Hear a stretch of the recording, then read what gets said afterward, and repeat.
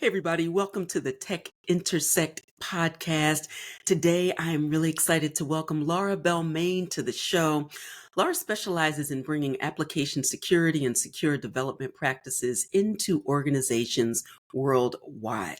She's the co-founder and CEO of SafeStack, an online education platform offering flexible, high quality, and people-focused secure development training for fast-moving companies, focusing on building application security skills, practices, and culture across entire engineering teams. She's also the co-author of Agile Application Security and Security for Everyone. This is such an incredibly important topic. I was really excited to have this conversation, and I suspect it'll be the first of many, as so many folks are now transitioning themselves and their businesses online and into the future of the decentralized web. But it will never be as good as its possibility and its potential unless we have a secure method of engagement. So we will talk about all of that and more in a moment. But first, Laura, welcome. Thank you so much for having me. It's so exciting to be here. Excellent, excellent. So I was really interested to unpack your background and your journey, particularly with over 20 years experience in software dev and application security. So can you share with our listeners what drew you into the field initially and how the landscape has really changed since that time? Well, if I'm really honest, I'd love to say I had one of those, big plans and I went to the right schools and I did the right, that none of that is true. Um, I ended up as a software engineer. I come from a very small town originally in the UK, and that isn't really, it's not a tech hub. It's normal folk who work in retail or in offices or in factories. It's a pretty small town. And I needed to get a job really quickly when I was 16 because my mum got sick. And I actually ended up stumbling into an apprenticeship as a software developer. I'd never really written code before, but the interview was interesting because they made you solve puzzles. I was like, okay, cool, I can do this. And this is better than burgers, so I can do it. And that's led me on this really interesting adventure where I've said yes to a lot of things. And I've done everything from real-time radiation monitoring software in Switzerland all the way through to working with the government on counterterrorism. And what I love most in the whole world is building amazing technology and the wonderful future that it could give us across so many bits of our life. And then also how we keep that safe. So I'm not the type of person who's going to build my own digital cathedral. That's not me. I'm the person who gives you that little footnote on a recipe that makes it that little bit better, but you can never remember where that came from. And that's what security should be to us. It's part of this future and it's essential, but it's not the main event. And I think sometimes we can feel overwhelmed when we look at it in other ways. Yeah, that's a really great point and particularly important given SafeStack's real focus on being people focused.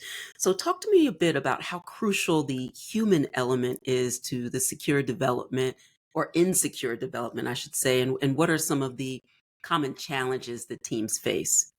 Yeah, I think what we need to remember is that security, before it was a technology problem, was a human problem. If you were living in your house and I was living in mine and you had something shiny that I didn't have, I'm going to do anything I can to get that shiny thing. And that's just because humans, all of us, we've got some challenges when it comes to moral compasses and we like shiny things. What we have now is we have these incredible systems that we build that protect our modern equivalent of a shiny thing, whether it's money or whether it's information, whether it's influence of a certain audience. And so to understand how to protect it, we have to understand how somebody would attack it. And that is a somebody, it's a person or a group. And you have to understand what would motivate them. And it's kind of like if you were to stand at your front door of your home and say, well, how am I going to break into this today? You've got to think through that creatively as only a human can. So to secure our systems, we have to step into this persona of who would do us harm, who would have benefit to gain from this. And we have to bring it to the whole of our software world. So that's not just the people who write code, that's really important, but all those other roles. So if you're in UX and your job is to create amazing experiences, then what decisions do you make that can make it easier or harder for this bad person or group to do what they do? And every role has a part to play. So it's only when we bring all of our superpowers together across the dev team and each of us do a little bit of security can we really understand and prevent those attacks from happening. I imagine that is even more challenging and more important given the rapid advancements in technology. So, talk to us about how the threat landscape in application security has evolved and what are some of the emerging threats and challenges that companies should be aware of? I think there's two groups that is probably, the simplest groups to focus on. The first is availability of systems. When I first started out, I was writing tax systems. Mm, You did your work from 9 till 5, Monday to Friday, and at 5:30 you were at home and it was good. And if something happened at 7 o'clock that night, that's cool. We're going to wait till tomorrow because the availability of that system was 9 till 5, Monday to Friday. mm, And so now most of us work for organizations that have some element of 24 by 7 or always on or always available. And that means that the stress, the pressure on us to protect is much broader. We're looking at a lot more challenge when it comes to keeping those systems up and healthy.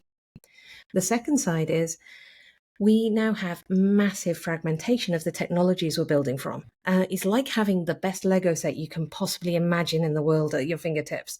You're going to pull the best bits from here, there, and everywhere and build this amazing thing. But each one of those Lego pieces has a set of challenges for it. It can only be used in certain ways safely, or there are things you need to do to keep it safe and fed and mm. watered.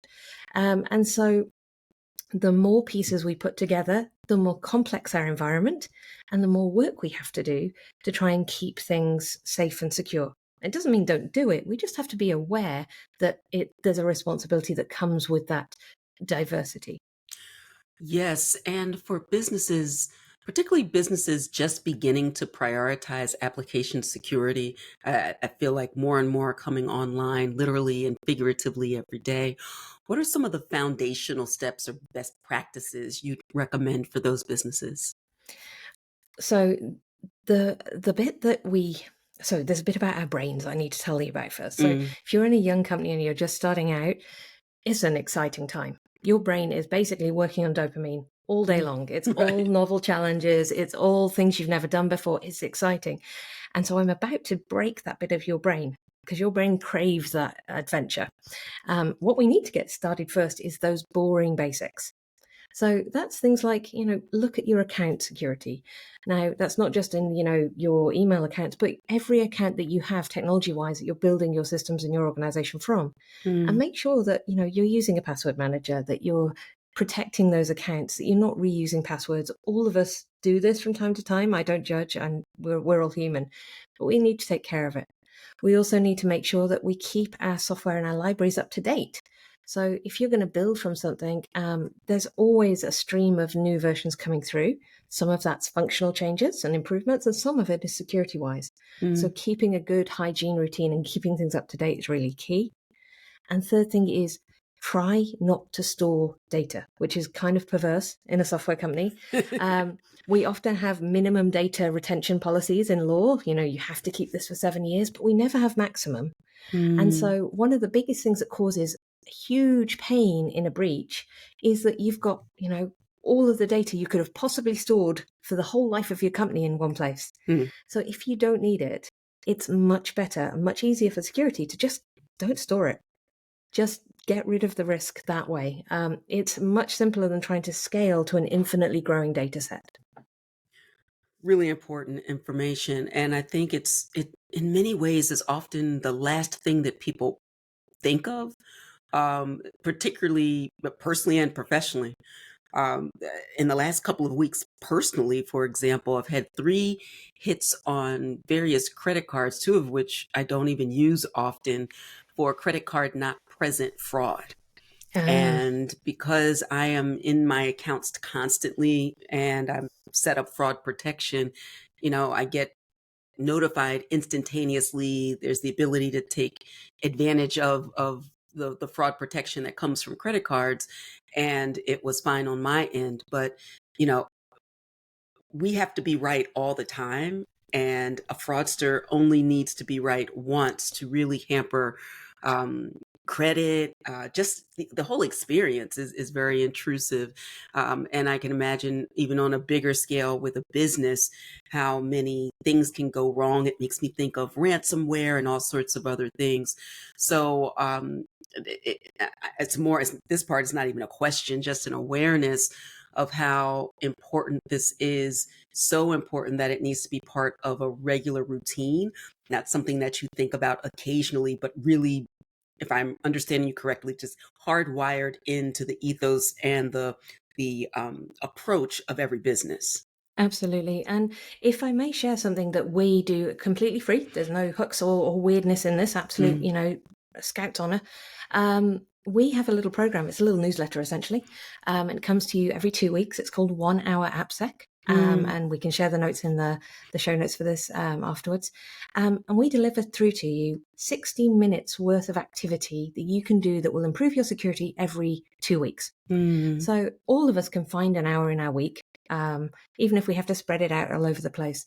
And we do this because of that need for that ongoing, consistent behavior. Because it is really tough. What you were talking about there, that overwhelming sense that the impact on you was huge, but for an attacker, they only need to do it once and do it well. Right. We call that the asymmetry problem in security, the idea that as a defender, you've got a really hard job. You've got to defend against every potential attack vector or attack pathway that is available. And attackers are fundamentally quite lazy and efficient. They're going to Right. automate a lot of things. They're going to try and find the easiest route. They are like water. They are going to Mm. come at you through that easy channel. And so it can be really exhausting to feel like you need to do this all the time and be on high alert. It's much better to do lots of little steps regularly and consistently to make it really difficult for those attackers to find those easy or opportunistic attacks. That makes a lot of sense. It makes me, as you were speaking, it made me think of, a rudimentary or elementary example of like just lock your car door at night. And if somebody's walking up and down the street, they just are walking for the one where it actually happens to be open. They're not trying to jimmy something open, right? They're just looking for the easy way in. Exactly. I look at it, I live in New Zealand. We have literally our birds don't fly because there are no predators. We're not very good at security naturally Okay. here. And so, the easiest way to break into a home is go and find the spare key that somebody's put under the pot Under the plant next mat. to the door. Right. And I'm sure every neighborhood knows where the keys are in their neighborhood. Right. You don't want to be that person with the key under the mat. You want to make it so that, the person who comes to your door, they're going to have to work for it. And that's going to upset them. That's what we want. We want unhappy attackers who are having to work and having to sweat for it. And that's our job. We can never be 100% secure. It's not a thing. But we can do these little things over time and build them up. And what you realize is much like locking your car door, it becomes habit. It becomes Right. instinct. And every time you add a new habit, you can, create a little space to try something new and build it up even further. Tell me about your books. You have a couple of books, The Agile Application Security and Security for Everyone. So I have a book that's coming out in October, Digital Money Oh, congratulations. Demystified. Thank you. And you know what that journey is like. I know what inspired me with Digital Money Demystified is really to give people the right information to make good choices when they are engaging in crypto assets. What inspired you to write your books and what can readers expect to gain from them? Awesome. So, in all honesty, I did the first one and then promised I would never do it again. But there we go. I get that. Yeah. The first one is for those software teams who are going very, very fast. It was released in 2017, but it still holds up today. Mm. And it's the principles you can put through a very fast-paced software development lifecycle to weave security through. Mhm. And it was co-authored with some folks who've been around the space a long time, who were previously the heads of security at places like the Government Digital Service in the UK and Etsy. So lots of experience. But for that really tech audience, if you're building fast-paced software, that's where you start. Mm. Security for Everyone is a passion project from myself and my co-founder, Erica Anderson. And it is a book in 4 stages for the stage of your business. And for each stage, there's a whole set of very practical things for you to do to build up the security for your organization. So what we tried to do is myself and Erica have been doing this for companies for a very, very long time. And we decided that it would be really good if what we were able to do was available to everyone. Mm. And so it's very practical. It starts from being an individual and looking after yourself online, and it goes all the way up to a growing business who's, aiming for IPO or acquisition, or, you've got a lot of people. So you can start where you are. You can build up your foundations that suit your age and stage. So both super practical. Check them out at your local library, or check them out online. My mom is very proud. That's about as far as I go with, writing a book is not a money thing, but it is a thing for helping people. So Hmm. I love it, and I'll definitely include the link in the show notes. There's a lot of synergy here because one of the myths that I explore, and so many myths in the crypto space and just myths in general, have some origin in truth or some aspect that you really want to understand. And security, cybersecurity, and digital security, and digital hygiene play a major role. Updating your huge. software, as you've said, updating firmware, not clicking on links, going to the direct source, educating yourself. So this idea in particular for security for everyone is really, really important. Mm. I'd love to have you back on to take a deep dive just into that and kind of unpack the pages of your book, and add that to some of the best practices that I talk about in my book as well, because you're right, this is about empowering people in an increasingly digital world to be safer so that they can get all the benefits without all of the drawbacks. When you think about the future of work and security, where where are we going from here? Thinking about your work and your Mm. impact, where do we go from here? Well, there are 30 million software developers in the world right now, and Mm. it grows at a rate of about 1.2 million a year, which is astonishing. I don't think my brain can quite comprehend how many people that is. And it used to be that when we built systems, we built them from scratch, and it was Mm. a very technical process, and you had to be an engineer and that kind of thing. But now we're in this wonderful stage where, between low code and no code, between all of these enabling technologies are springing up. And Mm. so people with great ideas, but not necessarily engineers, are now able to build this wonderful future. And as a security person, this is both amazing and exciting and also terrifying at the Right. same time. And I think the real challenge, what we need to solve in these coming years is how we can enable that excitement and enthusiasm and innovation whilst putting some guardrails around it so that we don't expose individuals or groups or systems to risk. And that needs to be very delicately done because, much like in the crypto space, originally it was some very, very deep tech nerds who were starting out. Yeah. And now it's a blossoming community that includes all sorts of groups and technologies and uses. And it's a wonderful space. But the skill set and experience set of that population is now very, very different from each other. Right. And so we've got to find ways to make security understandable and accessible and practical for all of those groups, not just the ones who've come from an old school nerdy background or from a large enterprise. Absolutely. I think that is fantastic. Very well said. Those are great words of advice. And I'm thinking as a follow on and to wrap up our conversation, if there are some final additional words of advice, resources you recommend, and ways for people to learn more about you, your writing, and your work. Awesome. Some little bits and pieces for the audience. And if you want to follow me, I'm on most of the major things. Twitter and LinkedIn. LinkedIn is probably the least crazy one. So just come find me, Laura Yeah. Belmain on LinkedIn.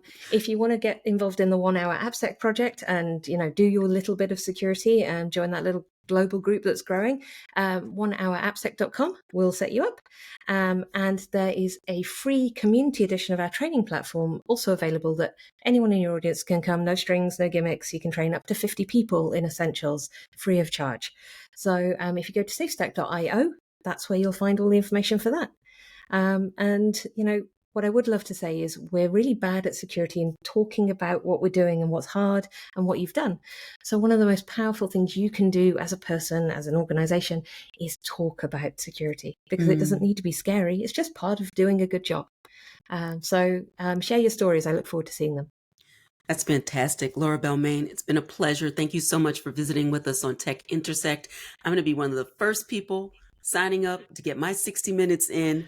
I don't know about the rest of you, but that's what I'm going to do. And it's been a pleasure. I look forward to connecting with you again and saving the world one click at a time.